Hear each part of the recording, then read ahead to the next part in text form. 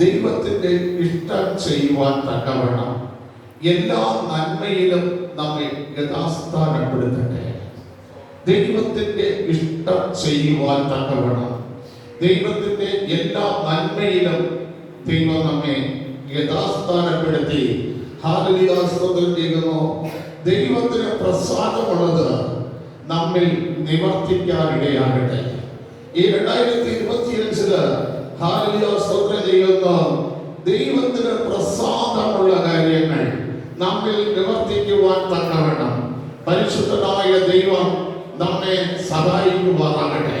ദൈവത്തിന് ഇഷ്ടമുള്ള പ്രസാദമുള്ള, അല്ല മനുഷ്യന് പ്രസാദമുള്ള കാര്യമല്ല, ദൈവത്തിന് പ്രസാദമുള്ള കാര്യങ്ങൾ നമ്മിൽ നിവർത്തിക്കട്ടെ. ഹല്ലേലൂയ, സ്തോത്രം.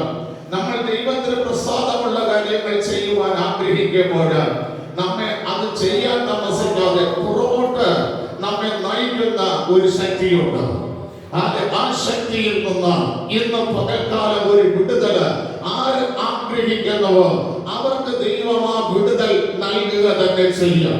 കാരണം നമ്മുടെ കർത്താവ് അതിന്റെ സകലത്തിനെയും ജയിച്ച് അതിന്റെ പിതാവിന്റെ വലത് ഭാഗത്ത് ചെന്ന് നമുക്ക് വേണ്ടി മധ്യസ്ഥ ചെയ്തുകൊണ്ടിരിക്കുന്നു. സുവിശേഷത്തിൽ പറഞ്ഞ ലോകാന്ത്യത്തോളം ഞാൻ നിങ്ങളെ കൂടെ ഉണ്ട്.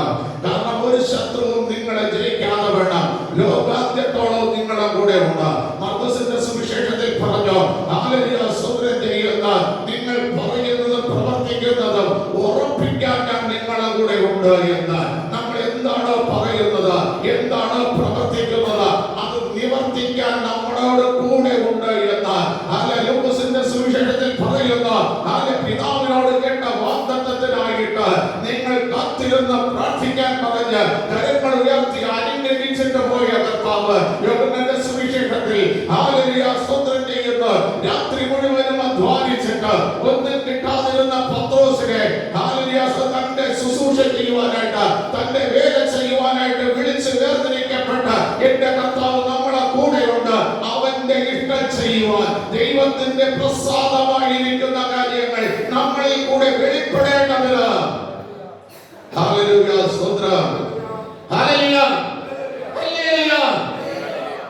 ഇത് പകൽക്കാലം ആ ദൈവം നമ്മളോട് ഇടപെട്ടുകൊണ്ടിരിക്കുമാറാകട്ടെ. ഹല്ലേലൂയ, സ്തോത്രം. നമ്മൾ വായിച്ച സങ്കീർത്തനത്തിന്റെ 2-ാമത്തെ വാക്യം ഒന്ന് വായിച്ചേ.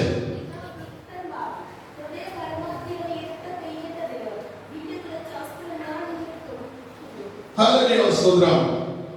പ്രിയ ദൈവമക്കളെ, ഇന്ന് പകൽക്കാലം ഈ ദുഷ്ടന്മാർ എന്ന ഒരൊറ്റ പദം എടുത്തുകൊണ്ട് ഞാൻ ശുശ്രൂഷിക്കാൻ ആഗ്രഹിക്കുന്നു. ഈ ദുഷ്ടന്മാർ എവിടെ നിന്ന് വന്നവരാണ്, ഈ ദുഷ്ടന്മാർ ആരാണ് എന്നുള്ളതിനെ കുറിച്ചുള്ള ഒരു ചെറിയ മെസ്സേജ്. ഹല്ലേലൂയ, സ്തോത്രം. നിങ്ങൾ മനസ്സിലാക്കിയിരിക്കണം, ദൈവത്തിന്റെ ഇഷ്ടം ചെയ്യാൻ കഴിയാതെ വേണം നമ്മളോട് പോരാടുന്ന ദുഷ്ടൻ എവിടെ നിന്ന് വന്നു. 1 യോഹന്നാന്റെ പുസ്തകം 3-ാം അധ്യായം നമ്മൾ വായിക്കുമ്പോൾ ഹല്ലേലൂയ, സ്തോത്രം ചെയ്യുന്നു. അവിടെ എഴുതിയിരിക്കുന്നത് ഇവർ നമ്മുടെ ഇടയിൽ തന്നെ ഉള്ളവരാണ്. 2-ാം അധ്യായം 18-ാം വാക്യം ഒന്ന് വായിച്ചേ. കുഞ്ഞുങ്ങളെ, ഇത് അന്ത്യകാലമാകുന്നു, എതിർ ക്രിസ്തു വരുന്നു എന്ന് നിങ്ങൾ കേട്ടിട്ടുണ്ടല്ലോ. ഇപ്പോൾ അനേകം എതിർ ക്രിസ്തുക്കൾ എഴുതിയിരിക്കുന്നു.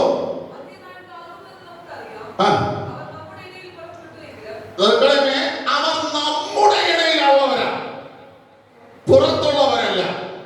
നമ്മൾ ചിന്തിക്കും പുറത്തുള്ളവരാണ് സുവിശേഷ വേലയ്ക്ക്, കർത്താവിന്റെ പ്രവർത്തിക്ക് തടസ്സമാണ്. ഇല്ല, നമ്മളിലുള്ളവർ തന്നെയാണ്. അവർ നമ്മുടെ ഇടയിൽ നിന്ന് പുറപ്പെട്ടവരാണ്, പക്ഷെ അത് ദൈവത്തിലുള്ളവരല്ല. Praise the Lord. ഹല്ലേലൂയ, സ്തോത്രം. നിങ്ങൾ മനസ്സിലാക്കിക്കൊള്ളണം, നമ്മുടെ ഇടയിൽ നിന്ന് പുറപ്പെട്ടവർ. ഹല്ലേലൂയ. പലപ്പോഴും ദൈവനാമത്തിന് തടസ്സം, ദൈവനാമത്തെ ദുഷിക്കപ്പെടുന്നത്, ദൈവപ്രവൃത്തി വെളിപ്പെടുത്താൻ കഴിയാതെ പോകുന്നത് വെളിയിലുള്ള ഒരു ശത്രുവല്ല, അകത്തുള്ളവരാ. നമ്മുടെ കർത്താവ് ഒരു മോഹം അറിഞ്ഞു. എന്താണ്?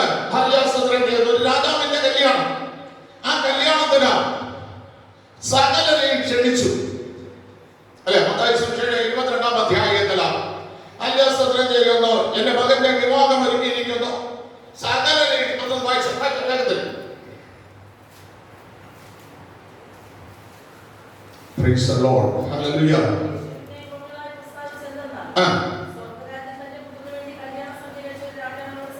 സ്വർഗരാജ്യം തന്റെ പുത്രന് വേണ്ടി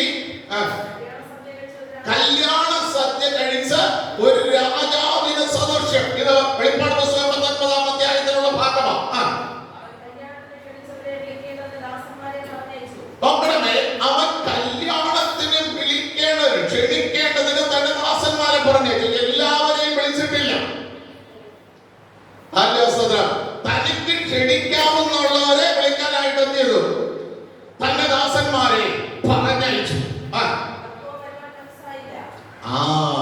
വിളിച്ചവർക്ക് വരുവാൻ മനസ്സായില്ല. ഹല്ലേലൂയ, സ്തോത്രം. വിളിച്ചവരെ ദൈവസന്നിധിയിൽ ഉണ്ടാകണം. ദൈവപ്രവൃത്തി അല്ല വെളിപ്പെടുത്താനായിട്ട് ദൈവം വിളിച്ചവർ ആ പ്രവൃത്തിക്ക് ഇറങ്ങണം. ഇല്ലാത്തവർ വേഷം കെട്ടി ഇറങ്ങാറുണ്ട്. ഹല്ലേലൂയ, സ്തോത്രം. ഇത് നല്ലൊരു മാർഗമാണ്. വെള്ളയിൽ ഇട്ടാൽ മതി. അല്ല, ദൈവത്തിന്റെ വചനം വാക്ചാതുര്യത്തോടെ പ്രസംഗിച്ചു കഴിഞ്ഞാൽ തങ്ങളുടെ ഉപജീവന മാർഗമായെന്ന് കണക്കുകൂട്ടി ഇറങ്ങിയവരുണ്ട്. അവരാ നമ്മുടെ ഇടയിൽ നിന്ന് ഇറങ്ങിയ ദുഷ്ടന്മാർ. ഹല്ലേലൂയ, സ്തോത്രം. ഇവിടെ വിളിച്ചവർക്ക് വേണ്ടി കാളയെ അറുത്തു, ആടിനെ വരച്ചു.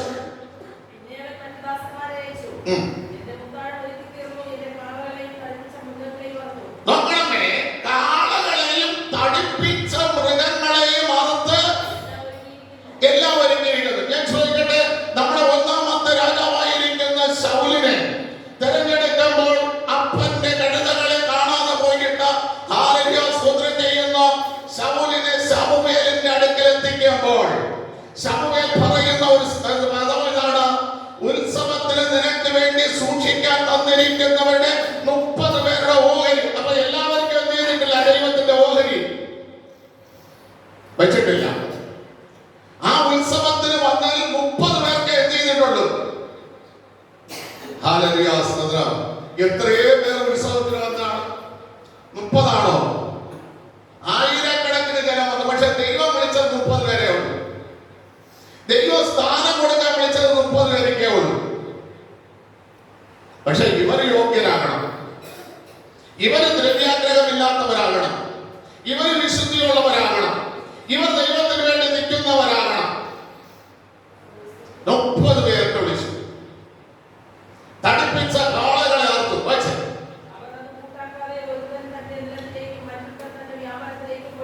ഹല്ലേലൂയ, സ്തോത്രം. അവർ അത് കൂട്ടാക്കാതെ ഒരുത്തൻ കച്ചവടത്തിന് പോയി. കച്ചവടം നല്ലതാണ്, ഏത് തൊഴിൽ ലാഭമാണ്. പക്ഷെ കർത്താവിനെ ആരാധിക്കേണ്ട സമയത്ത് എന്ത് ചെയ്യരുത്? കച്ചവടം ചെയ്യരുത്. കർത്താവിന് വേണ്ടി വിളിച്ച് വേർതിരിഞ്ഞിരിക്കുന്ന സമയത്ത് അവർ പറയാണ് കച്ചവടത്തിനായിട്ട് പോയെന്ന. അടുത്തവൻ ഇല്ല, കച്ചവടത്തിൽ പോയിട്ട് ഒരുത്തൻ തന്റെ നിലത്തിലേക്ക്, അവന്റെ നിലത്തിൽ എപ്പോഴും വേണമെങ്കിലും പോകാം. പക്ഷെ കർത്താവിന് വേണ്ടി പ്രയോജനം ചെയ്യേണ്ട സമയത്തല്ല നിലത്തിൽ പോകേണ്ടത്. തന്റെ തൊഴിലവൻ എപ്പോഴും വേണമെങ്കിലും പോകാം. പക്ഷെ കർത്താവിന് വേണ്ടി പ്രയോജനം ചെയ്യാൻ, അതായത് കർത്താവ് ക്ഷണിക്കപ്പെട്ട ഒരു സമയമുണ്ട്. ആ സമയത്ത് നീ എന്ത് ചെയ്യരുത്? പോകരുത്. അതിന്റെ 6-ാം വാക്യം വായിച്ചു. അല്ല, 9 വായിച്ചു. 9.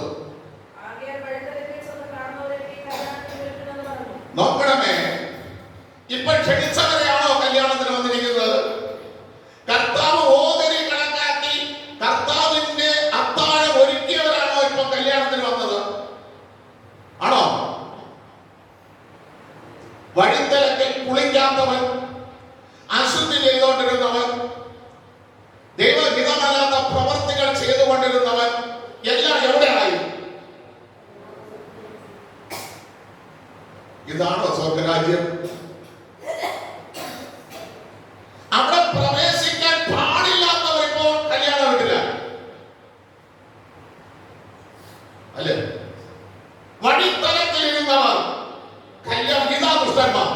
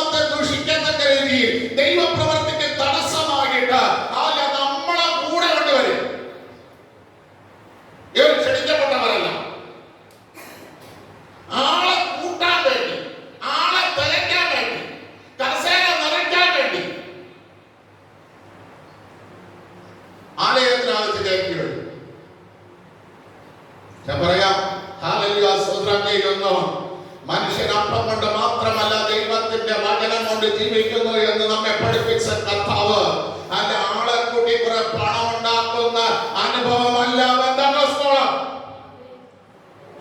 സ്തോത്രം ചെയ്യുന്ന വലിയ മകുടങ്ങൾ വെച്ച് ദൈവത്തിനെ പരീക്ഷിക്കുന്ന കെട്ടിടങ്ങൾ വെക്കുന്നതുമല്ല ബന്ധക്കോസ്തോളം. ദൈവത്തെ ആത്മാവിലും സത്യത്തിലും ആരാധിക്കുന്നതാണ് ബന്ധക്കോസ്തോളം.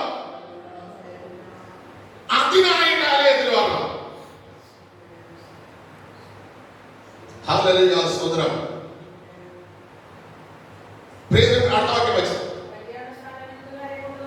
കല്യാണശാല വിരുന്നുകാരെ കൊണ്ട് നിറഞ്ഞു. വിരുന്നുകാരെ നോക്കുവാൻ രാജാവ് അകത്ത് വന്നു. കണ്ടോ ദുഷ്ട അവ എന്ത് ധരിച്ചിട്ടില്ല. ഹല്ലേലൂയ സ്തോത്രം. കുഞ്ഞാടിന്റെ കല്യാണം വന്നുപോലോ കാന്തികൻ തന്നെത്താൻ ഒരുക്കിയിരിക്കുന്ന അവർക്ക് വിശേഷം ശുഭ്രവുമായ വെള്ളവസ്ത്രം ധരിപ്പാനെന്ന അവരുടെ നീതി പ്രവർത്തികൾ തന്നെ. ആ നീതി പ്രവൃത്തി ചെയ്യാത്തവൻ, ദൈവത്തിന്റെ നീതി ചെയ്യാത്തവൻ, ദൈവത്തിന്റെ പ്രവൃത്തി വെളിപ്പെടുത്താത്തവനും ഇന്ന് സഭയ്ക്കകത്ത് ഇതാ ദുഷ്ടൻ. ഈ ദുഷ്ടൻ എപ്പോഴും നിഷ്കളങ്കതയോടുകൂടി ഹൃദയപരമാർത്ഥിയോടുകൂടി പ്രവർത്തിക്കുന്നവനെ ഇരുട്ടത്ത് എയ്യേണ്ടതിന് അസ്ത്രം വില്ല് കുലച്ചുകൊണ്ടേയിരിക്കും. നിങ്ങളൊന്ന് ശക്തമായിട്ട് പ്രസംഗിച്ചു നോക്ക്. ആ പ്രസംഗത്തെ എടുത്തിട്ട് ഇത് പ്രസംഗിക്കാൻ അവനെന്ത് യോഗ്യതയെന്ന് ചിന്തിച്ച് അല്ല മറു ചോദ്യം ചോദിച്ച് ഹല്ലേലൂയ സ്തോത്രം ചെയ്യുന്ന എതിർക്കുന്ന ദുഷ്ടന്മാർ പലമുറയെ നേരെ ഒന്ന് നിർത്തണമെന്ന് നിങ്ങൾ പറഞ്ഞു നോക്ക്. ഇവന് 2 മക്കളുണ്ടല്ലോ, ഇവന് ഒന്ന് വളർന്നു വരെയല്ലേ, അതെങ്ങനെ പോകുന്നു നമുക്ക് കാണാമെന്ന് ചിന്തിച്ച് അല്ല പറയുന്ന ദുഷ്ടന്മാർ. മനസ്സിലായോ നിങ്ങൾക്ക്? അല്ല എന്ത് പ്രസംഗ പൗലോസ് പ്രസംഗിച്ചതിനെ പോലും അല്ല എതിർത്തവർ നമ്മുടെ ഇടയിലുണ്ട്. നമ്മുടെ ഇടയിൽ തന്നെ അവരുണ്ട്, വെളിയിലല്ല. ഹല്ലേലൂയ സ്തോത്രം. ഏതെങ്കിലും ഒരു ഉപദേശം പറഞ്ഞാൽ ആ ഉപദേശത്തെ തട്ടിപ്പറയും. കാരണം ഇവരെന്തല്ല ദൈവത്തിന്റെ ഓഹരിക്കായിട്ട് ഇവരെ വിളിച്ചവരല്ല. ആള് കൂട്ടാൻ വേണ്ടിയിട്ട് എന്ത് ചെയ്തതാണ്? കസേര നിറയ്ക്കാൻ വേണ്ടിയിട്ട്, അല്ലെങ്കിൽ ആഹാരം വേസ്റ്റ് ആകാതിരിക്കാൻ അത് കൊടുക്കാൻ വിളിച്ചവർ. ഇത് നിങ്ങൾ ഓർത്തോണം. ഇങ്ങനെയോ അതിനൊരു ഉദാഹരണം ഞാൻ പഴയ നിയമത്തിൽ എന്ന് പറഞ്ഞുതരാം. ദാവീദ് തന്റെ കഷ്ടകാലത്ത് വായിച്ചോ, 1 ദിനവൃത്താന്ത പുസ്തകം 22-ാം അധ്യായം അതിന്റെ 14-15 വാക്യങ്ങൾ.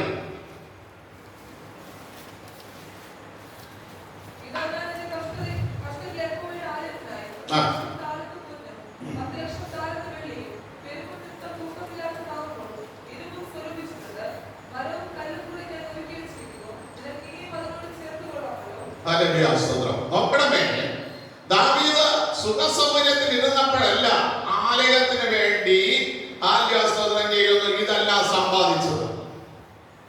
എപ്പോഴാണ്? തന്റെ കഷ്ടകാലത്ത്. ഹല്ലേലൂയ സ്തോത്രം. ആ കാലത്ത് സമ്പാദിച്ചു വെച്ചിട്ട് ശലോമോനോട് പറയുകയാണ്, ഞാൻ യുദ്ധം ചെയ്തു, എന്റെ കയ്യിൽ രക്തക്കറയുണ്ട്, അതുകൊണ്ട് നീ യഹോവയ്ക്ക് ഒരു ആലയം പണിയണം. എന്നിട്ട് പറയുകയാണ് 1 ദിനവൃത്താന്ത പുസ്തകം 28-ാം അധ്യായം അതിന്റെ 20-21 വാക്യങ്ങളൊന്ന് വായിച്ചത്.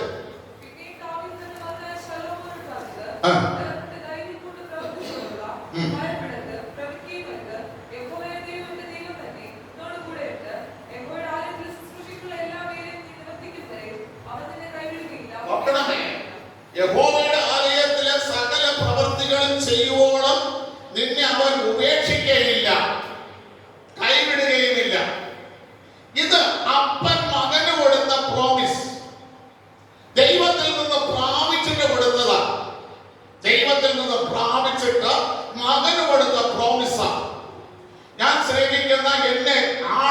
ഇടയിൽ നിന്ന് വനാന്തരത്തിൽ നിന്ന് കൊണ്ടുവന്ന ഹല്ലേലൂയ സ്തോത്രം എന്നെ രാജകൊട്ടാരത്തിലിരുത്തി എന്നെ പ്രബലമാക്കത്തക്ക നിലവാരത്തിൽ എന്നെ സിംഹാസനത്തിലിരുത്തി 33 വർഷം സകല രാജ്യങ്ങളെ ഭരിക്കാൻ അവകാശം തന്ന 7 വർഷം ഹെബ്രോനിൽ രാജാവായിരുന്ന 40 വർഷം ദൈവത്തിന് വേണ്ടി ന്യായപാലനം ചെയ്യുവാൻ എന്നെ ഒരുക്കിയെടുത്ത ആ ദൈവം ആലയപ്പണി നിനക്ക് തന്നിരിക്കുകയാണ്.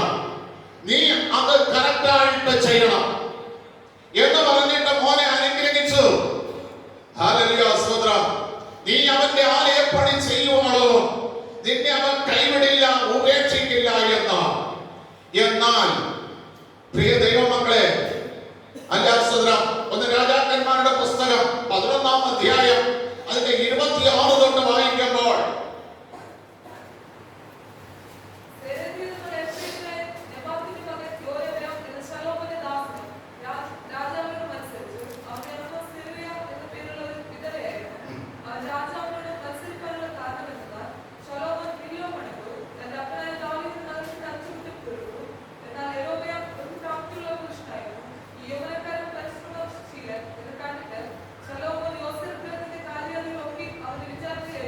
ഹല്ലേലൂയ സ്തോത്രം. നിങ്ങൾ നോക്കണമേ, ആരെടുത്ത ആലയപ്പണിയും സ്തോത്രം ചെയ്യുന്നു ബാക്കി അറ്റകുറ്റപ്പണികൾ ചെയ്യാൻ ഏൽപ്പിച്ചത് ശലോമോന്റെ അടുത്ത്. പക്ഷെ ശലോമോൻ എന്ത് ചെയ്തു? ഹല്ലേലൂയ സ്തോത്രം. ദാവീദ് സിയോൻ കോട്ട പിടിച്ചടക്കി എടുത്തപ്പോൾ അവിടെ ദാവീദ് രാജാവായിട്ട് വാഴാനായിട്ട് തിരഞ്ഞെടുക്കുമ്പോൾ അവിടെ ഒരു കൊട്ടാരം പണിതു, മില്ലോഗ്രാം എന്ന് പറയുന്ന കൊട്ടാരം. അതിന്റെ അറ്റകുറ്റപ്പണികൾ ചെയ്തു തീർത്തു. ബാക്കി പണി ആർക്ക് വിട്ടുകൊടുത്തു? അത് വിടാനാണോ സിംഹാസനത്തിൽ ഇരുത്തിയത്? പൂർണ്ണമായിട്ട് ചെയ്യാനല്ലേ ശലോമോനെ ഏൽപ്പിച്ചത്? നമ്മളെ ജീവിതം ഇന്ന് പകൽക്കാലം ഒന്ന് ശോധന ചെയ്യണം. നിന്നെ ഏൽപ്പിച്ച കാര്യം നീ കറക്റ്റായിട്ട് ചെയ്യുന്നുണ്ടോ? നിന്നെ വിളിച്ച വിളിക്കൊത്തവണ്ണം നീ ജീവിക്കുന്നുണ്ടോ എന്ന്? അല്ല, ദാവീദ് തന്റെ കഷ്ടകാലത്ത് കുറച്ചൊക്കെ സ്വരൂപിച്ചു വെച്ചു. കഷ്ടകാലത്ത് നമ്മൾ ദൈവത്തോട് വിളിച്ചു, അപേക്ഷിച്ചു, രോഗം മാറ്റി, അല്ല നന്മ തന്നു, തലമുറകൾക്ക് അനുഗ്രഹം തന്നു. പക്ഷെ ആ അനുഗ്രഹത്തിന് ഒത്തവണ്ണം, ആ രോഗ വിടുതലിനൊത്തവണ്ണം, ആ വിധമായി നിന്ന് ദൈവം പ്രവർത്തിക്കൊത്തവണ്ണം നീ ജീവിക്കുന്നുണ്ടോ എന്ന് ഈ 2025-ന്റെ ഫസ്റ്റ് ദിവസം നിങ്ങളൊന്ന് ശോധന ചെയ്യണം. ഹല്ലേലൂയ സ്തോത്രം. ഇല്ലെങ്കിൽ നിന്റെ ജോലി ചെയ്യുന്നില്ല, അവൻ നിന്നോട് മത്സരിക്കും. നീ ഏൽപ്പിച്ചില്ലേ? നീ പ്രാർത്ഥന കേൾപ്പിച്ചില്ലേ? നീ പോകേണ്ടടുത്ത മറ്റൊരുത്തനെ പറഞ്ഞയച്ചില്ലേ? നീ ചെല്ലേണ്ടടുത്ത ആത്മീയത്തിന് നീ മറ്റൊരുത്തനെ ഏൽപ്പിച്ചില്ലേ? പലരും ചിന്തിക്കുന്ന ഇങ്ങനെയാണ്, ഈ സമയം ഞാൻ പോയില്ലെങ്കിലും അവിടെ ആരെങ്കിലും ഒന്നീന്നുള്ളൂ, കാര്യമങ്ങ് നടത്തിക്കൊള്ളും. ഞാൻ ഇത്രയും ദൂരെ നിന്ന് വന്നിട്ട് ഒരു കാര്യവും. പക്ഷെ നീ ചെയ്യേണ്ടത് നീ തന്നെ ചെയ്യണം. അത് മറ്റൊരാളെ ഏൽപ്പിക്കരുത്. ഹല്ലേലൂയ സ്തോത്രം. ഇതിനകത്ത് ഇരമ്യാവ് പറഞ്ഞൊരു കാര്യം ഞാൻ നിങ്ങൾക്ക് പറഞ്ഞുതരാം. ഇരമ്യാവ് പറയുകയാണ്, അയ്യോ യഹോവേ, നീ എന്നെ ബലം പ്രയോഗിച്ചു, നീ എന്നെ കൊണ്ട് സമ്മതിപ്പിച്ചു, ഞാൻ സമ്മതിക്കുകയും ചെയ്തു പോയി. എന്തൊക്കെ ചെയ്തു? ദൈവം ബലം പ്രയോഗിച്ചു. ദൈവം ഊനമില്ലാതെ അമ്മയുടെ ഉദരത്തിനകത്ത് 9 മാസം 9 ദിവസം 9 മണിക്കൂർ 9 മിനിറ്റുകൾ 9 സെക്കൻഡ് കിടത്തി പുറത്തു കൊണ്ടുവന്നു. ഊനമില്ലാത്തവനായിട്ട് സൃഷ്ടിച്ച് പുറത്തു കൊണ്ടുവന്നു. ദൈവത്തിന് വേണ്ടി പ്രയോജനം ചെയ്യാനായിട്ട് ദൈവം ബലം പ്രയോഗിച്ചു. നിന്റെ അവയവങ്ങളിൽ ദൈവം തീ അയച്ചു. നിന്റെ അവയവത്തിനകത്ത്, നിന്റെ ശരീരത്തിനകത്ത് ദൈവം തീ അയച്ചു. എന്തിനാ? ദൈവത്തിന് വേണ്ടി പ്രയോജനം ചെയ്യാം. അപ്പൊ നീ എന്ത് ചെയ്തു? സമ്മതിച്ചു. കർത്താവേ, ഞാൻ ഇതെല്ലാം എന്ത് ചെയ്തോളാം, ചെയ്യാം. എന്നിട്ട് ചില നിന്ദകൾ വന്നപ്പോൾ ഇരമ്യാവ് പുറകോട്ട് മാറി. ചില പ്രതികൂലങ്ങൾ വന്നപ്പോൾ ഇരമ്യാവ് പുറകോട്ട് മാറി. അപ്പൊ ദൈവം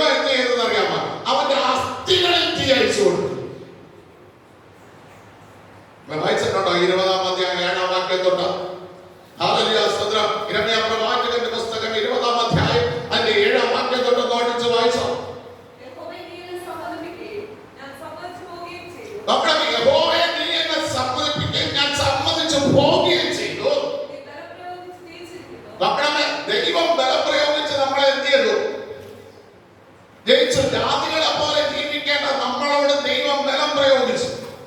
ദൈവം ജയിച്ചു, നമ്മളെ കൊണ്ട് സമ്മതിപ്പിച്ചു. നോക്കണമേ, ഈ സമ്മതിച്ചു കൊടുത്ത ആളിനെ ദൈവം ഒരു പരീക്ഷ വെച്ചു. എന്താണ്? ഇടവിടാതെ പരിഹാസ വിഷയമായി തീരത്തക്ക ഒരു പരീക്ഷ. എല്ലാവരും എന്നെ പരിഹസിക്കുന്നു.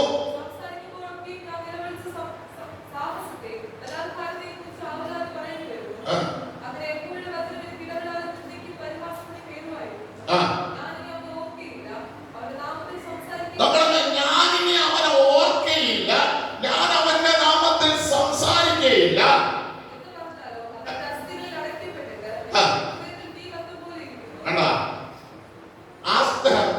അസ്ഥികൾ അടയ്ക്കപ്പെട്ടിട്ട് ഹൃദയത്തിൽ തീ കത്തും പോലെ ദൈവം വിളിച്ച കാര്യം നീ ചെയ്തില്ല എങ്കിൽ, ദൈവം നിന്നെ ഏൽപ്പിച്ച ഉത്തരവാദിത്വം പൂർണ്ണതയോടെ നീ നിറവേറ്റില്ല എങ്കിൽ, നിന്റെ ഹൃദയത്തിനകത്ത് തീ കത്തുന്നത് പോലെയും നിന്റെ അസ്ഥികൾ അടയ്ക്കപ്പെട്ടതുപോലെയും ആകുന്ന ഒരു അനുഭവം ദൈവം നിന്റെ മേൽ വയ്ക്കും. വിളിച്ച വിളി ഈ 2020 നിങ്ങൾ ഓർത്തോളാം. ദൈവം എന്തിനു വിളിച്ചു, എന്ത് നിന്നെ കൊണ്ട് സമ്മതിപ്പിച്ചു, അതിലേക്ക് മടങ്ങി വരണം. ശലോമോൻ സമ്പത്തൊക്കെ വായിച്ച് ദാവീദിന്റെ വായിച്ചു, ജനങ്ങളെ വായിച്ചു. പ്രത്യേക പരമാർത്ഥതയുള്ളവരെല്ലാവരും ശലോമോൻ ആലയ പണിക്ക് വേണ്ടി നന്മകളെ കൊടുത്തു. പക്ഷേ ശലോമോൻ മറ്റൊരാളെ ഏൽപ്പിച്ചു. അവൻ ശലോമോനോട് എതിർക്കാൻ തുടങ്ങി, മത്സരിക്കാൻ തുടങ്ങി. അവന് ദൈവം അധിക പ്രവാചകൻ അവനെ ഇസ്രായേലിന്റെ രാജാവാണ്. ഒരു രാജാവുണ്ടായിരുന്നിടത്ത് ഇപ്പൊ എത്രയായി?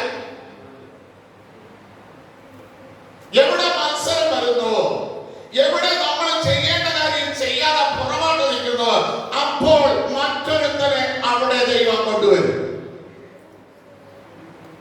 അവനായിരിക്കും നമ്മളെ ശത്രു, നമ്മുടെ ദുഷ്ടൻ. അവനെ വിളിച്ചതാണ്, അവൻ ഭൗതികതയിലുള്ളവനാണ്, ആണോ?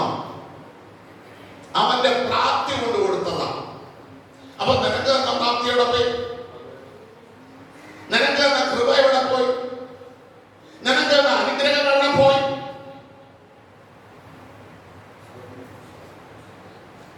നിങ്ങൾക്ക് അനുഗ്രഹം തരാതെയാണോ ദൈവം വിളിച്ചത്? നിങ്ങൾക്ക് വിടുതൽ തരാതെയാണോ ദൈവം വിളിച്ചത്? ആണോ? സമ്മതിച്ചില്ലേ? ഞങ്ങൾ അനുസരിച്ചോളാമെന്ന് സമ്മതിച്ചോ? അത് സമ്മതിക്കാതെയാണോ നിങ്ങളെയൊക്കെ പിടിച്ച് മുക്കിയത്? സമ്മതിച്ചു? അതോ പാസ് നിർബന്ധപൂർവ്വം കൊണ്ടൊന്ന് മുക്കിയോ? വിളിച്ച സമ്മതിച്ചിട്ടുണ്ടെങ്കിൽ ആ സമ്മതിച്ച കാര്യം ചെയ്യണം. ഇല്ലെങ്കിൽ പണി ഉറപ്പാണ്. നോക്ക്, നമ്മുടെ ഇടയിൽ വന്ന ആ ദുഷ്ടൻ ചെയ്ത കാര്യം അല്ല. 1 രാജാക്കന്മാരുടെ പുസ്തകം 12-ാം അധ്യായം അതിന്റെ 26-ാം വാക്യം തൊട്ടൊന്ന് വായിച്ചേ.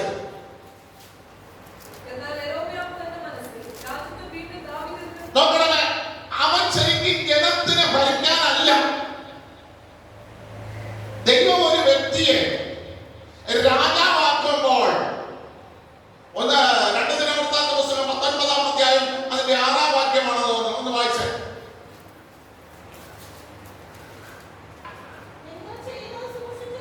നിങ്ങൾ ചെയ്യുന്നത് സൂക്ഷിച്ചുകൊള്ളുവേ. അപ്പൊ ദൈവം ആക്കി വെച്ചിരിക്കുന്ന ഒരു ശുശ്രൂഷകനായിരുന്നാലും, ഒരു സെക്രട്ടറി ആയിരുന്നാലും, സെൻട്രൽ സ്കൂൾ ഡയറക്ടർ ആയിരുന്നാലും, സെൻട്രൽ സ്കൂൾ സെക്രട്ടറി ആയിരുന്നാലും, യൂത്ത് സെക്രട്ടറി ആയിരുന്നാലും, ഇവാഞ്ചലിക്കൽ സെക്രട്ടറി ആയിരുന്നാലും, ആർക്ക് വേണ്ടിയാണ് ആക്കി വെച്ചത്? മനസ്സിലായ? ആ ശിശുവിന് വേണ്ടി ആർക്ക് വേണ്ടി ആക്കി വെച്ചത്? ദൈവത്തിന്. എന്തിനാക്കി വെച്ചു? സെൻട്രൽ സ്കൂൾ സെക്രട്ടറി എന്തിനാക്കി വെച്ചു? എന്തിനാക്കി വെച്ചു? ലേഖനം 1:27 വായിക്കും.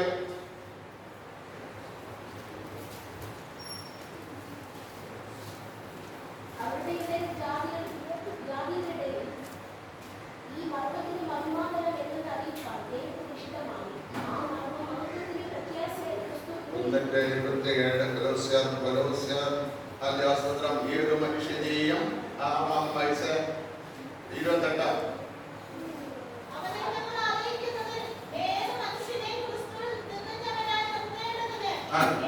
മനുഷ്യനെയും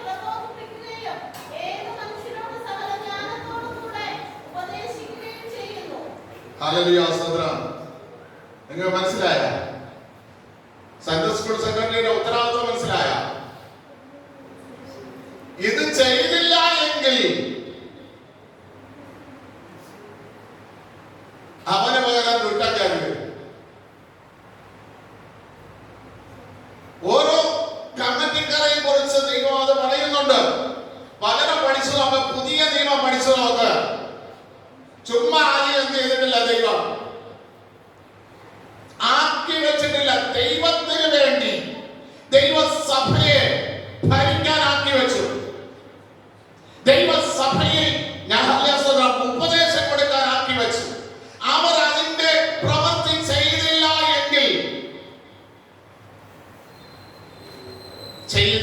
എങ്കിൽ അവർക്ക് അതിൻ്റെതായ ശിക്ഷ ഉണ്ടാകും.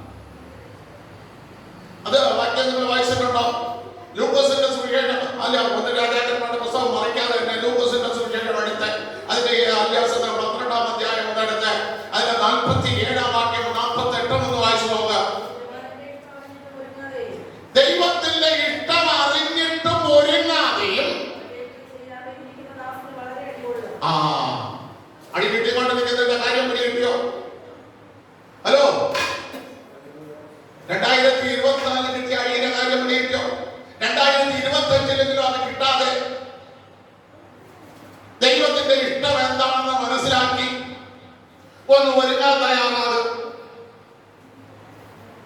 ഒന്നുകൂടെ വായിച്ചേ. യജമാനന്റെ ഇഷ്ടം അറിഞ്ഞിട്ടും ഒരുങ്ങാതെയും അവന്റെ ഇഷ്ടം ചെയ്യാതെയും ഇരിക്കുന്ന ദാസന് വളരെ അടികൊള്ളും. ഒരടിയും 2 അടിയും അല്ല, വളരെ അടികൊള്ളും. ശരിക്കും നമ്മൾ ദൈവത്തിന്റെ ഇഷ്ടം എന്താണെന്ന് നമ്മൾ ദൈവത്തോട് ചോദിച്ചിട്ടുണ്ടോ? ദൈവത്തിന്റെ ഇഷ്ടം ഞാൻ എന്താണ് ദൈവത്തിന് വേണ്ടി ചെയ്യേണ്ടതെന്ന് നമ്മൾ പറയാം. നമുക്ക് ആഗ്രഹമുള്ള കാര്യം ദൈവത്തിന്റെ മുമ്പിൽ വയ്ക്കും. ദൈവം എന്ത് നമ്മളെ കൊണ്ട് ആഗ്രഹിക്കണമെന്നൊന്നും നമ്മൾ ചോദിക്കാറില്ല. മനസ്സിലായോ? വളരെ അടി കൊണ്ടു. ഇവിടെ സലോമോൻ രാജാക്കന്മാരുടെ പുസ്തകം 12-ാം അധ്യായം എടുത്ത് വായിച്ചത് നോക്കണമേ. അവന്റെ മനസ്സിൽ ദൈവത്തിന് ന്യായം ചെയ്യണമെന്നല്ല, രാജത്വത്തിലാണ് നോട്ടം. രാജത്വത്തിലാണ് നോട്ടം. ഹല്ലേലൂയ, സ്തോത്രം. ഓരോ പുത്രന്മാർ പറഞ്ഞതുപോലെ ഞങ്ങൾക്ക് മകന ശുശ്രൂഷിക്കാൻ അറിയാം, നിങ്ങൾ നിങ്ങളെ തന്നെ ഉയർത്തണ്ട.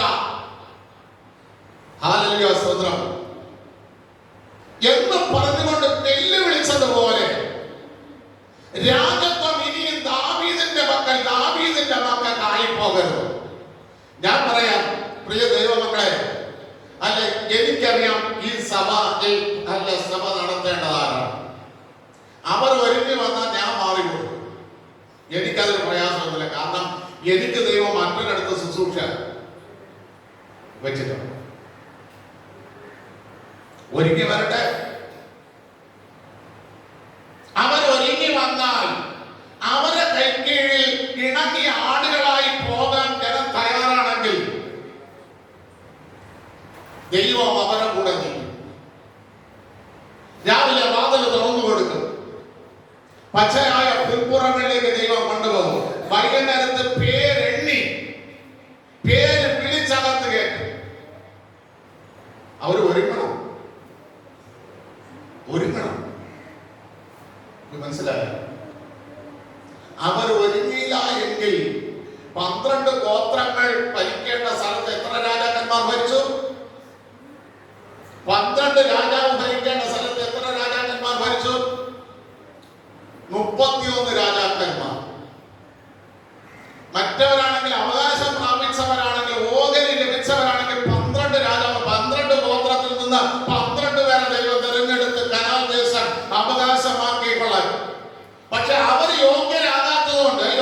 പുസ്തകം 12-ാം അധ്യായം നമ്മൾ വായിച്ചാൽ 31 രാജാക്കന്മാർ, ഇരട്ടിയിലും കൂടുതൽ. അത്ര പേരുണ്ടെങ്കിൽ എന്ത് ചെയ്യാവുള്ളൂ? അവിടെ ഭരിക്കാൻ കഴിയുള്ളൂ. യോഗ്യത മനസ്സിലായോ നിങ്ങൾക്ക്? ആദാമിന് കൊടുത്തിരുന്ന കനകഹല്യസത ഏദൻ തോട്ടം, ആദാമിനെ ദൈവം പുറത്താക്കിയിട്ട്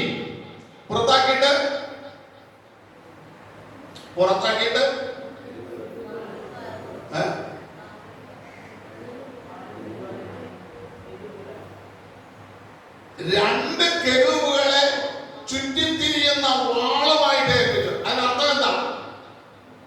ആദാമിനെ നേരിടാൻ ഒരു ദൂതനെ കൊണ്ട് കഴിയില്ല. 2 ദൂതൻ ഉണ്ടെങ്കിലേ ആദാമിനെ ജയിക്കാൻ കഴിയുള്ളൂ. എടാ, വിളിച്ച് ദൈവം ആക്കിയവനെ ജയിക്കണമെങ്കിൽ ഒരുത്തൻ നേരിട്ട് വന്നാൽ ജയിക്കില്ല. അതിന് എത്ര കൃപയുള്ളവനാണെങ്കിലും വിളിച്ചവനാണ് ദൈവം പവർ കൊടുത്തിരിക്കുന്നത്, വിളിച്ചവനാ ദൈവം ശക്തി കൊടുത്തിരിക്കുന്നത്, വിളിച്ചവനാ ദൈവം അധികാരം കൊടുത്തിരിക്കുന്നത്. അവനത് ആ അതോറിറ്റിയോടുകൂടി അവിടെ ഇല്ലെന്ന് പറയാൻ നിൽക്കും, അനങ്ങില്ല. മനസ്സിലായ? സ്തോത്രം. ആ അതോറിറ്റി പ്രാപിച്ചവൻ, ആ അധികാരം പ്രാപിച്ചവൻ ഈ 2025 നമ്മുടെ സഭയിൽ നിന്ന് ഉയരണം, എണീക്കണം. ദൈവിക അധികാരം അവിടെ നിലനിർത്താതെ നിൽക്കണം. അതിനുവേണ്ടി ആ ദൈവം വിളിച്ചത്. ആ യോഗ്യത നമുക്കുണ്ടാകണം. ഹല്ലേലൂയ, സ്തോത്രം. ദൈവം വിളിച്ചോ? ആദാം വീണ്ടും കയറി ഇതിനകത്ത് വന്നാൽ ഒരാളെ നിർത്തി ആദാം നോക്കിയെടുത്ത് കളഞ്ഞിട്ട് എന്ത് ചെയ്യും? അകത്ത് കയറും. അപ്പൊ ദൈവം സൃഷ്ടിച്ച അധികാരം കൊടുത്ത മനുഷ്യന്റെ പവർ നിങ്ങൾ മനസ്സിലാക്കണം. ആ പവർ, ഹല്ലേലൂയ, സ്തോത്രം. ഇവിടെ നമുക്ക് അടുത്ത വാക്യം വരും. 1012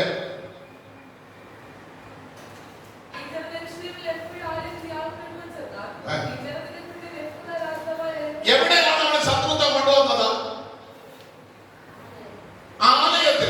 ആലയത്തിൽ ജനം പോകരുത്. ആലയത്തിൽ ആരാധനയ്ക്ക് ചെന്നാൽ ഇവർ ദാവീദിന്റെ പക്കല്,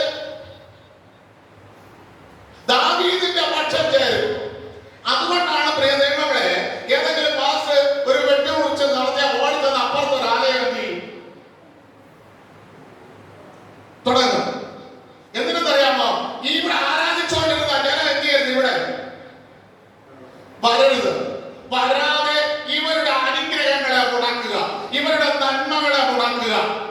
നന്മ ഇരിക്കുന്നത് ഏദൻ തോട്ടത്തിലാണ്, നന്മ ഇരിക്കുന്നത് കനാൻ ദേശത്തിലാണ്.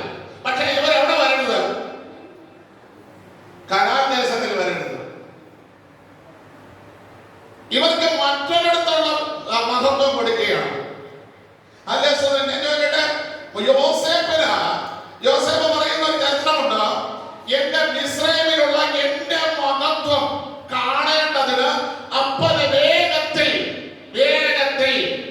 രഥം വിട്ടുകൊടുത്തു കൊണ്ടുവരാൻ പറഞ്ഞു. ആ മഹത്വം എന്തായി? യോസേഫ് പറയുന്നത് എന്താണ്? ഇനി ക്ഷാമം 5 വർഷമുണ്ട്, അതുകൊണ്ട് നിങ്ങളെ ഞാൻ എന്റെ അടുക്കൽ സംരക്ഷിക്കപ്പെടാന്ന് പറഞ്ഞ ഒരു പട്ടണം കൊടുത്തു. അല്ലെ? പറഞ്ഞ ഒരു പട്ടണം. ശത്രു എത്ര പട്ടണം കൊടുത്തു? യോസേഫ് 1 കൊടുത്തപ്പോൾ അവർക്ക് എത്ര പട്ടണം കിട്ടി? അല്ലെങ്കിൽ യോസേഫിന് അറിയാത്ത രാജാവ് എത്ര പട്ടണം കൊടുത്തു?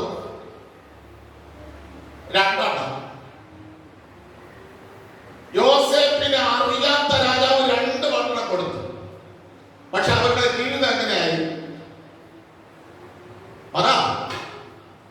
എടാ, ദൈവം നടത്തുന്നവ 1 കൊടുത്താൽ മതി.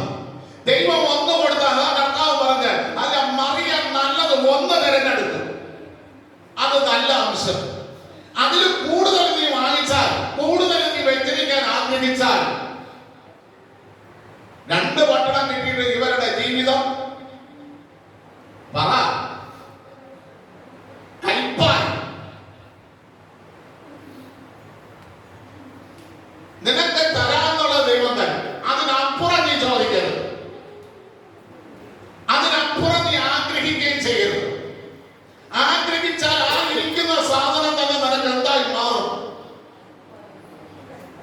കയ്പായി മാറും. പിന്നെ അതെങ്ങനെയും എടുത്ത് കളഞ്ഞാൽ മതിയെന്ന്. ഇതെന്റെ ഇരിക്കുന്നിടത്തോളം കാലം എനിക്ക് കയ്പാണ്. ഇവിടെ സലോമോൻ തന്നെ ദൈവം ഏൽപ്പിച്ച ഉത്തരവാദിത്വം ചെയ്യാതെ വന്നു, മറ്റൊരുത്തനെ ഏൽപ്പിച്ചു. അവൻ മത്സരിച്ചു. ഇപ്പൊ 10 കണ്ട ആൾക്കായി. മത്സരിച്ചവന് 10 കണ്ട. ഒറിജിനൽ അവകാശിക്ക് എത്ര കണ്ട? 2 കണ്ട. ഇതാണ് ദൈവമക്കളെ വച്ചിരിക്കുന്ന ഏറ്റവും വലിയ അബദ്ധം. അനുഗ്രഹം പ്രാപിക്കാനും അവകാശിയായി വിളിച്ചവന് 2 കണ്ടം വെച്ചിരിക്കുന്നു. അവകാശി അല്ലാത്തവൻ 10 കണ്ടം. ഇവര് തമ്മിലായി ഇപ്പൊ പോട്ടി. അവനപ്പുറത്തൊരു ആലയം പണിതിട്ട് ഇങ്ങോട്ട് വരാതിരിക്കാൻ അവൻ ആലോചന ചെയ്യുന്നു. വായിച്ചു വായിച്ചു.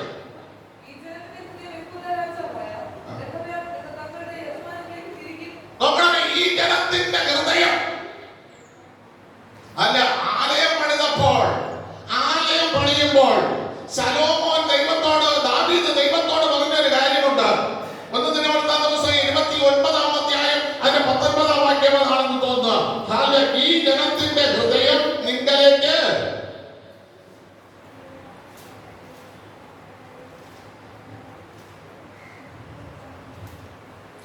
അല്ല, 18-19 വായിച്ചു.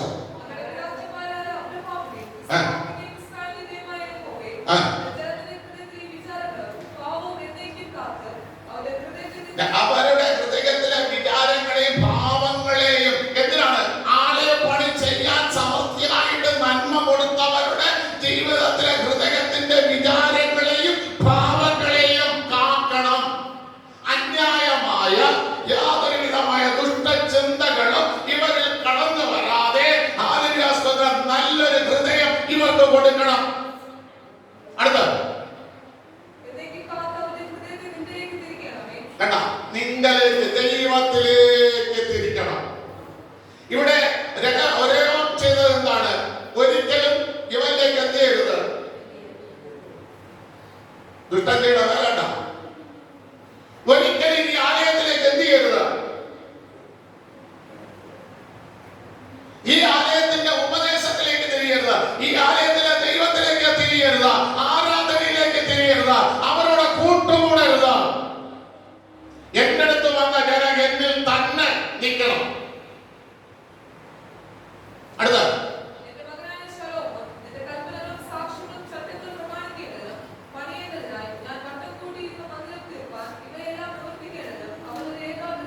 ഏകാഗ്രതയെ കൊടുക്കണം.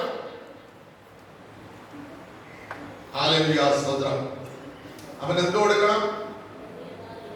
ഏകാഗ്രതയെ കൊടുക്കണം. അവൻ പണിതില്ലെങ്കിൽ വേറൊരാൾ പണിയാൻ വരും. അവൻ ദുഷ്ടനായി മാറും. അവൻ പ്രതിയോഗിയായി മാറും.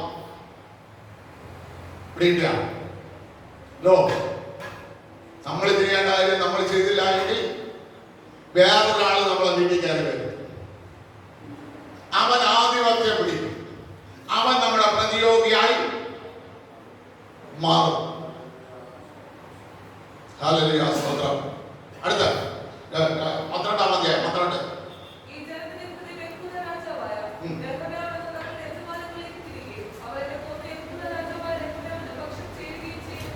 അവരിലേക്ക് തിരിയും, അവരുടെ പക്ഷം ചേരും.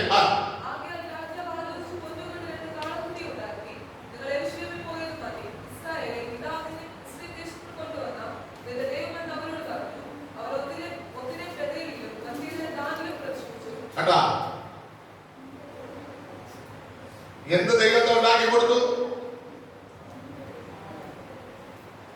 പ്രതിയോഗികൾ ഉണ്ടാക്കി കൊടുത്ത ദൈവം ഉണ്ടാ കാളക്കുട്ടിയെ ഉണ്ടാക്കി കൊടുത്തു. നിങ്ങളെ ഇസ്രായേലിൽ നിന്ന് കൊണ്ടുവന്ന ദൈവം ഇതാണ്, ദൈവം ഇതാണെന്ന് പറഞ്ഞ ദൈവത്തെ പോലെ അവർ മാറ്റി. ഇതാണ് ദുഷ്ടായി. അവകാശിയെ എഴുതാൻ, അവകാശിയെ തള്ളിയിടാൻ, അവകാശിക്ക് നേരെ പ്രയോഗിക്കുന്ന ആയുധം നിങ്ങൾ മനസ്സിലാക്കണം. അടുത്ത ഈ കാര്യം അവർക്ക് എന്തായി തീർന്നു? പാപഹേതുവായി തീർന്നു.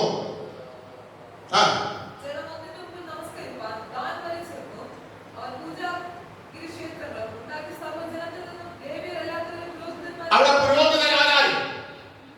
ഹലോ, അപ്പൊ എല്ലാ പുരോഹിതനും പുരോഹിതനാണോ? എല്ലാ പാസ്റ്ററും പാസ്റ്ററാണോ? ലേവ്യർ അല്ലാത്ത പുരോഹിതന്മാരെ അവിടെ ആക്കി വെച്ചു. അതാ അവരാ ദ്രവ്യാഗ്രഹികളായി മാറുന്നത്. അവരാ മറ്റൊരു വീക്ഷണത്തിലേക്ക് പോകുന്നത്. ഇവിടെ ദൈവത്തെ ആരാധിക്കാൻ വലിയ കെട്ടിടങ്ങളും 10 കോടിയിലെയും 2 കോടിയിലെയും 5 കോടിയിലെയും ഒന്നും വേണ്ട. നിന്റെ ഹൃദയം ക്ലിയർ ആയാൽ മതി. നിന്റെ ഹൃദയത്തിനകത്ത് ദൈവം വസിക്കും. അതിനകത്ത് വലിയ ശലോമോൻ തന്നെ ആലയം പണിതിട്ട് സ്തോത്രം ചെയ്യുന്നു. 7 വർഷവും 6 മാസവും കൊണ്ട് ആലയം പണിതിട്ട് ശലോമോൻ പറഞ്ഞ ഇങ്ങനെയാണ്: നീ ഈ ആലയത്തിൽ ഒതുങ്ങുന്ന ദൈവമല്ല. നിന്നെ ഈ ആലയത്തിൽ ഒതുക്കാമെന്നും ഞാൻ വിചാരിച്ചിട്ടില്ല. പുതിയ നിയമത്തിൽ ദൈവം പറഞ്ഞതാ, നിങ്ങൾ ദൈവത്തിന്റെ മന്ദിരമെന്നും ദൈവത്തിന്റെ ആത്മാവ് നിങ്ങളിൽ വസിക്കുന്നു എന്നും നിങ്ങൾ അറിയുന്നില്ലയോ? അപ്പൊ ദൈവം എവിടെ വസിക്കാൻ ആഗ്രഹിക്കുന്നു? 10 കോടിയിലെ കെട്ടിടത്തിലല്ല, നമ്മുടെ ഹൃദയത്തിനകത്ത്. ആ ഹൃദയം ദൈവത്തിലേക്കൊന്ന് തിരിച്ചു കൊണ്ടുവാ. ആ ഹൃദയത്തെ ദൈവത്തിന്റെ പക്കലൊന്ന് ഏൽപ്പിക്കാം. ഹല്ലേലൂയ, സ്തോത്രം. ഇവിടെ പറയുന്നു, അടുത്ത് പറയുന്നു, അടിസ്ഥാനം മറിഞ്ഞു. ദാവീദ് ശലോമോന്റെ എവിടമാണ് മറിഞ്ഞത്?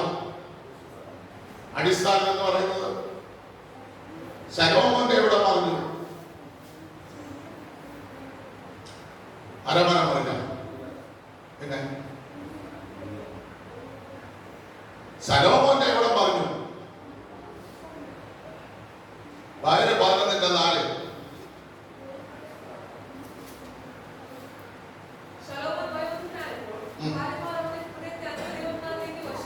എവിടെ പറഞ്ഞു?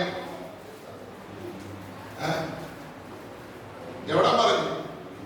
ഹൃദയം പറഞ്ഞു. ഇനിയൊന്നും ചെയ്യാനില്ല. നിന്റെ ഹൃദയം പറഞ്ഞിട്ടുണ്ടെങ്കിൽ ദൈവത്തിനൊന്നും ചെയ്യാൻ പറ്റൂലെന്ന്. നിന്റെ ഹൃദയം പണത്തിലും പവറിലും പദവിയിലും സ്ഥാനമാനങ്ങൾക്ക് വേണ്ടി മറിഞ്ഞിട്ടുണ്ടെങ്കിൽ എന്റെ ദൈവത്തിന് ഒന്നും ചെയ്യാൻ കഴിയില്ല.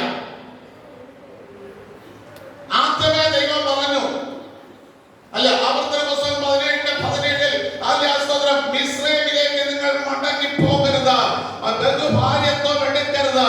അങ്ങനെയാണെങ്കിൽ നിങ്ങളുടെ ഹൃദയം മറിഞ്ഞു പോകും. പറഞ്ഞോ? കിട്ടിയോ? ആവർത്തനം 17:17. അവന്റെ ഹൃദയം മറിഞ്ഞു പോകാതിരിക്കാൻ അനേകം ഭാര്യമാരെ എടുക്കരുത്, വെള്ളിയും പൊന്നും അധികമായി സമ്പാദിക്കരുത്.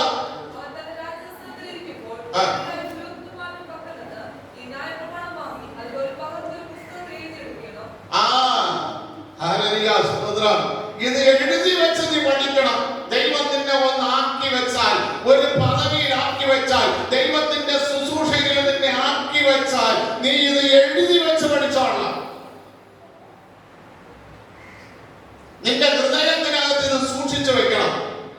നിന്റെ ഹൃദയം മറിഞ്ഞു പോകാതിരിക്കാൻ.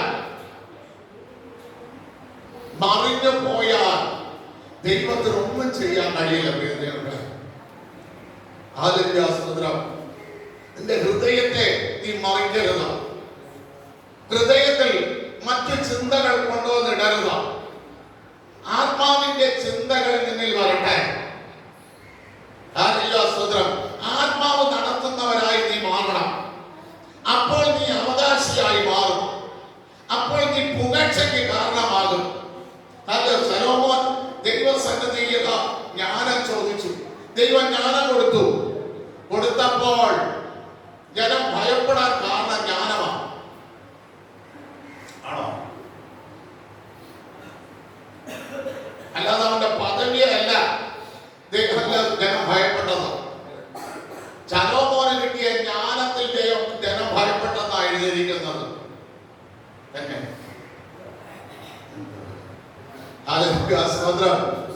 ഒന്ന് രാജാക്കന്മാരുടെ പുസ്തകം 3-ാം അധ്യായം അതിന്റെ 28-29 വാക്യങ്ങൾ ഒന്ന് വായിച്ചാൽ, ന്യായപാലനം ചെയ്യുവാൻ ദൈവത്തിന്റെ ജ്ഞാനം ശലോമോന്റെ ഉള്ളിനകത്ത് ഉണ്ട് എന്ന് കണ്ടിട്ട് ജനം ഭയപ്പെട്ടു. രാജാവ് കൽപ്പിച്ച വിധി ഇസ്രായേലിലൊക്കെയും കേട്ടു. ന്യായപാലനം ചെയ്യുവാൻ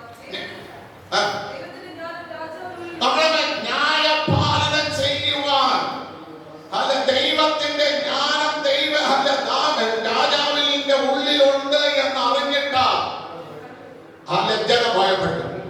അല്ലാതെ നിന്റെ പദവിയിലല്ല ഭയം. ഇവിടെ കള്ളം കണ്ടുപിടിക്കാൻ ദൈവജനത്തിന് അല്ല രാജാവ് അതിന്റെ ജ്ഞാനം കൊടുത്തിട്ടുണ്ടെന്ന്. നിന്റെ അടുക്കൽ പുതിയ നിയമത്തിൽ പറയുന്നു, നിന്റെ അടുക്കൽ വരുന്നവർ, നിന്നെ കവർന്ന് വിടുന്ന ദൈവം നിങ്ങളുടെ ഇടയിൽ ഉണ്ട് എന്ന് പറഞ്ഞ് അവർ ദൈവത്തെ പുകഴ്ത്തും എന്ന് 1 കൊരിന്ത്യർ ലേഖനം 14-ാം അധ്യായത്തിൽ എഴുതിയിട്ടുണ്ട്. നിന്റെ അടുക്കൽ വരുന്നവർ അത് സ്വതന്ത്രം ചെയ്യുന്നു, ദൈവം നിന്നിലുണ്ട് എന്നറിയണം. അതിന് ചുമ്മാ അന്യഭാഷ പറഞ്ഞുകൊണ്ടിരിക്കരുതെന്ന. അന്യഭാഷ പറയുന്നവൻ അല്ല ദൈവത്തോട് സംസാരിക്കുന്നു, ജനത്തിന് പിടികിട്ടില്ല. ജനത്തിന്റെ ഹൃദയത്തിനകത്ത് ഇരിക്കുന്നത് നീ വെളിപ്പെടുത്തി കൊടുക്കണം.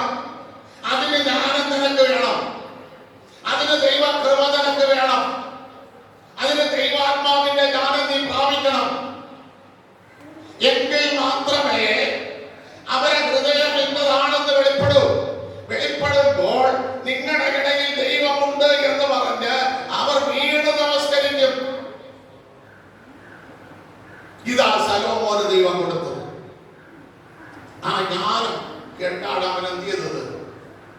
കീർത്തി പ്രാപിച്ചു. അല്ലേ? പ്രിയ ദൈവമക്കളെ, നമുക്ക് തന്നിരിക്കുന്ന കൃപ അലങ്കരിക്കാനുള്ളതല്ല, ആലസ്യമായി ഉപേക്ഷിക്കാനുള്ളതല്ല. അത് പ്രയോജനം ചെയ്യത്തക്ക രീതിയിൽ പ്രയോജനപ്പെടുത്തണം. അതിന് ഞാൻ പറയാറുണ്ട്. ഞാൻ ഉപവാസ പ്രാർത്ഥനയ്ക്ക് പോയി സമയം ജനത്തോട് പറഞ്ഞൊരു കാര്യം, ദൈവം തന്നിരിക്കുന്ന കൃപ മൺകൂടാരത്തിലാണ്. അല്ലേ? ഈ അത്യന്ത ശക്തി ഞങ്ങളുടെ സ്വന്തം ഇതൊക്കെ മൺകൂടാരം. അത് മുറുകി പിടിച്ചാൽ നമ്മളെ കയ്യിൽ നിന്നുകൊണ്ട് തന്നെ കൊണ്ടു, അലക്ഷ്യമായിട്ട് പിടിച്ചാൽ തറയിൽ വീഴുന്നുകൊണ്ട് ഏത് രീതിയിൽ കൊണ്ടു. അപ്പൊ അത് വളരെ ശ്രദ്ധയോടെ ആണോ? വളരെ ശ്രദ്ധയോടെ അതിനെ എന്ത് ചെയ്യണം?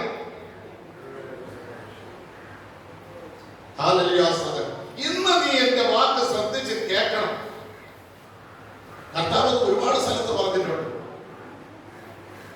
അത് ശ്രദ്ധയോടെ കേട്ടില്ല എങ്കിൽ ദൈവം നമുക്ക് തന്നിരിക്കുന്ന കൃപ വീഴുന്നോടായി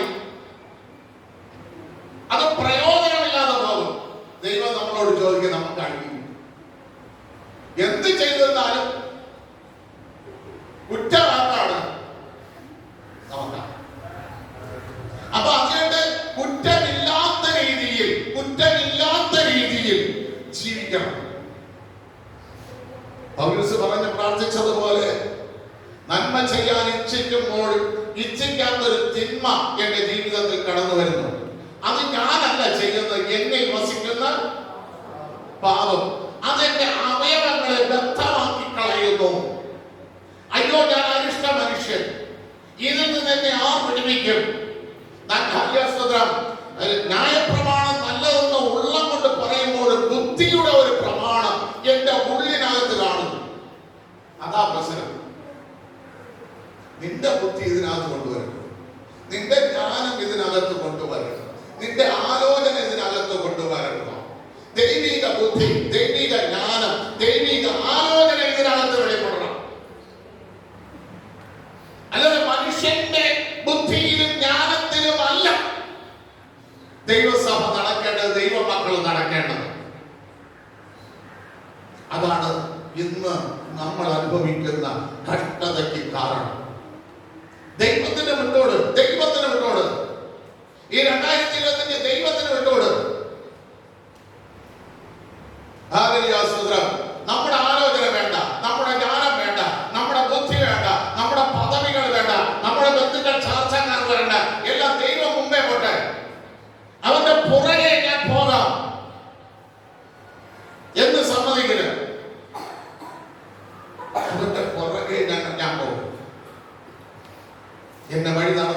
ദൈവമുണ്ട്. ആ ദൈവം എന്നെ എത്തിക്കേണ്ട സ്ഥലത്ത് എത്തിക്കും.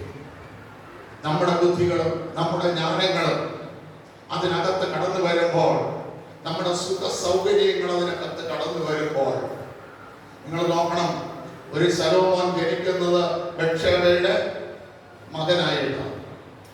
അവനെ ദൈവം കൊട്ടാരത്തിൽ കൊണ്ടുവരുവാൻ, അവനെ ദൈവം രാജാവാക്കാൻ എന്തെല്ലാം ചെയ്തു എന്ന് നിങ്ങൾ ആലോചിക്കണം. ദാവീദിനെ അവളെ കണ്ട് മോഹിപ്പിക്കാനിടയായി, അവന്റെ ഉരിയാവിനെ കൊല്ലാനിടയായി, തന്റെ ജ്യേഷ്ഠനായിരുന്ന ശലോമോന് മുമ്പേ ഒരു കുഞ്ഞ് ജനിച്ചു, അതിനെ കൊന്നു, അതിൽ മരിക്കാനിടയായി. അപ്പൊ എന്തെല്ലാം പ്രതികൂലങ്ങൾ കടന്നിട്ടാണ് ശലോമോനെ രാജകൊട്ടാരത്തിൽ കൊണ്ടുവന്നത്, ശലോമോനെ രാജാവാക്കിയത്. അപ്പൊ അത്രയും പ്രയാസപ്പെട്ട് നമ്മളെ ഓരോരുത്തരെയും നമ്മുടെ ജാതീയപരമായ ജീവിതത്തിൽ നിന്ന് ദൈവം നമ്മളെ ഈ ആലയത്തിൽ കൊണ്ടുവന്നിരിക്കുമ്പോൾ, ആ കൊണ്ടുവന്നതിന്റെ ഉദ്ദേശം നമ്മൾ നിറവേറ്റുന്നവരാകണം. ഇല്ലെങ്കിൽ നമ്മുടെ ഇടയിൽ നിന്ന് തന്നെ ദുഷ്ടൻ പുറപ്പെടും. അത് നമുക്കുള്ളവരായിരിക്കില്ല.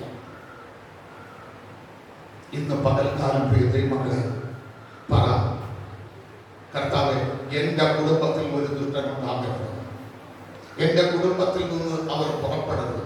ദൈവനാമത്തിന് വിരുദ്ധമായി ജീവിക്കുന്നവൻ എന്റെ വീട്ടിനകത്തുനിന്ന് പുറപ്പെടരുത്. ദൈവ ഭയത്തിൽ ജീവിക്കുന്നവൻ എന്റെ വീട്ടിൽ നിന്ന് പുറപ്പെടണം. എന്നെ അനുഗമിക്കുന്നവരാകണം എന്റെ തലമുറ. എന്റെ തലമുറ എന്നെ അനുഗമിക്കണം. ഞാൻ ആരാധിക്കുന്നതിനെ ആരാധിക്കണം. ഞാൻ പോകുന്ന വഴികളിൽ പോകണം. ഞാൻ വിശ്വസിക്കുന്ന പ്രമാണങ്ങളിൽ ഉറച്ചു നിൽക്കണം. എന്റെ ദൈവം എന്ന നന്മ അനുഭവിക്കത്തക്ക നിലവാരത്തിൽ അവർ ജീവിക്കണം എന്ന് ഈ 2025 തുടക്ക ദിവസത്തിൽ ഒരു തീരുമാനമിടാം. ഹല്ലേലൂയ, സ്തോത്രം ചെയ്യുന്നു. എന്റെ മക്കൾ ഞാൻ ആരാധിക്കുന്ന ദൈവത്തെ വിട്ട് ഇടത്തോട്ടോ വലത്തോട്ടോ തിരിയുന്നവരാകരുത്. ഇടത്തോട്ടോ വലത്തോട്ടോ തിരിഞ്ഞില്ലെങ്കിൽ എന്ത് കിട്ടും?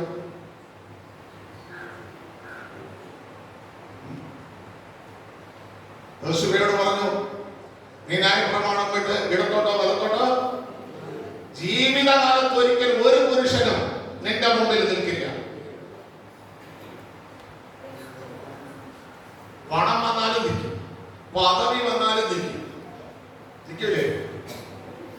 പക്ഷെ ജീവിതകാലത്ത് ഒരിക്കലും നിന്റെ തലമുറയുടെ നേരെ നിൽക്കാതിരിക്കണമെങ്കിൽ, ഒരു ശത്രു നിവർന്നു നിൽക്കാതിരിക്കണമെങ്കിൽ, ഒരു ശത്രു നിന്റെ തലമുറയോട് എതിർക്കാതിരിക്കണമെങ്കിൽ, ന്യായപ്രമാണം വിട്ട്, ദൈവിക വചനം വിട്ട്, ദൈവിക കൽപ്പന വിട്ട് ഇടത്തോട്ടോ വലത്തോട്ടോ തിരിയാത്ത ഒരു തലമുറ കർത്താവേ എനിക്ക് തരണമേ എന്ന ഈ 2025 തുടക്കത്തിൽ ആര് പ്രാർത്ഥിക്കും? അവരുടെ തലമുറയ്ക്ക് ദൈവം ഹല്ലേലൂയ കൂടെ ഇരുന്നു കൊണ്ട് ഹല്ലേലൂയ സ്തോത്രം ചെയ്യുന്നു. ഇന്ന് പകലിൽ നിങ്ങളൊരു തീരുമാനം എടുക്കുമെങ്കിൽ ദൈവം പറഞ്ഞു യോശുവയോട്, മോശയോട് കൂടെ ഇരുന്നത് പോലെ ഞാൻ നിന്നോട് കൂടെ ഇരിക്കും, നിന്നെ ഞാൻ വലിയവനാക്കാൻ തുടങ്ങും. ജാതികൾ കാണെ ഞാൻ നിന്നെ വലിയവനാക്കാൻ തുടങ്ങും. വായിച്ചിട്ടുണ്ട് ആ ഭാഗം 3:7. ജാതികൾ കാണെ നിന്നെ ഞാൻ വലിയവനാക്കി തുടങ്ങും. ഇന്ന് പകൽക്കാലം പ്രിയ ദൈവമക്കളെ 2025 നമ്മൾ പ്രാപിക്കേണ്ട അനുഗ്രഹം നമ്മൾ തന്നെ പ്രാപിക്കണം. നമ്മൾ പ്രാപിക്കേണ്ട വിടുതൽ നമ്മൾ തന്നെ പ്രാപിക്കണം. അത് മറ്റൊരുത്തരെ വിട്ടുകൊടുക്കരുത്. ഹല്ലേലൂയ, സ്തോത്രം. ലോകാദ്യത്തോളം നമ്മളോട് കൂടെ ഉണ്ട് ദൈവം. ആ ദൈവത്തിന്റെ കരങ്ങളിൽ ഈ പകൽക്കാലം ഏൽപ്പിച്ചു കൊടുത്ത അതിന്റെ കേൾക്കപ്പെട്ട ദൂതിനെ ഒരു നിമിഷം കരങ്ങൾ അടിച്ച് കർത്താവേ ഹല്ലേലൂയ സ്തോത്രം ചെയ്യുന്ന എന്നെ നീ അനുഗ്രഹിക്കണമേ. ഈ 2025 എന്റെ ജീവിതത്തിൽ ഒരു അനുഗ്രഹമാകണം, എന്റെ തലമുറയ്ക്ക് ഒരു അനുഗ്രഹമാകണം. അല്ലെ ജീവിതകാലത്തൊരിക്കല് എന്റെ തലമുറയുടെ മുമ്പിൽ ഒരിക്കലും നിൽക്കാതെ വേണ്ട. ഹല്ലേലൂയ സ്തോത്രം. അവർ ന്യായപ്രമാണം വിട്ട് ഇടത്തോട്ടോ വലത്തോട്ടോ തിരിയാത്ത ഒരു തലമുറയെ എനിക്ക് തന്നുകൊണ്ട് ജാതികളുടെ ഇടയില അവർ വലിയവരാക്കുന്ന ഒരു ദൈവ സാന്നിധ്യം എന്റെ പകരണമേലെന്ന്